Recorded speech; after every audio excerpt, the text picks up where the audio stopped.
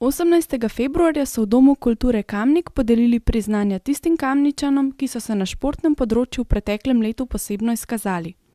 Z občinskimi priznanji, ki so jih podeljevali Gregor Hribar, predsednik Športne zveze Kamnik, podžupan Brane Golubović in kamniški župan Tone Smolnikar, so nagradili posameznike in športna društva. Kamniške odbojkarice so se priznanja zelo razveselile.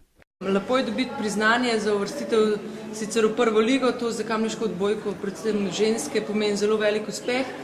In upam, da bo ta dosežek ostal kot neka prelomnica, kjer bo ženska odbojkarska ekipa konstantno nadaljevala boj za prvo ligo, tudi med prve 4. Timoteja Pirca Podobnika smo vprašali, če bo še naprej plaval. Ja, jaz se bom potrudil, da bom čim dalj, kar bo šlo. Pa še šolo, pa vse uskladiti. Prireditvi je sledila pogostitev. Janeza Škorjanca, ki je prejel srebrno priznanje občine Kamnik za delo nad 30 let, smo povprašali o njegovih začetkih.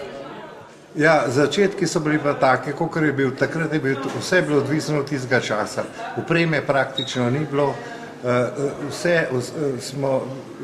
tudi oprema je bila slaba, jo ni bilo za dobiti, vse, kar smo imeli denarja in kar smo prišparali, po domač povedali, smo žrtvovali za smučke, čevlje, vsako leto smo nekaj kupili. Ni bilo denarja toliko, da bi enkrat se opremo v enem letu. Tako je bilo to. Športniki so bili nagrajeni v naslednjih kategorijah.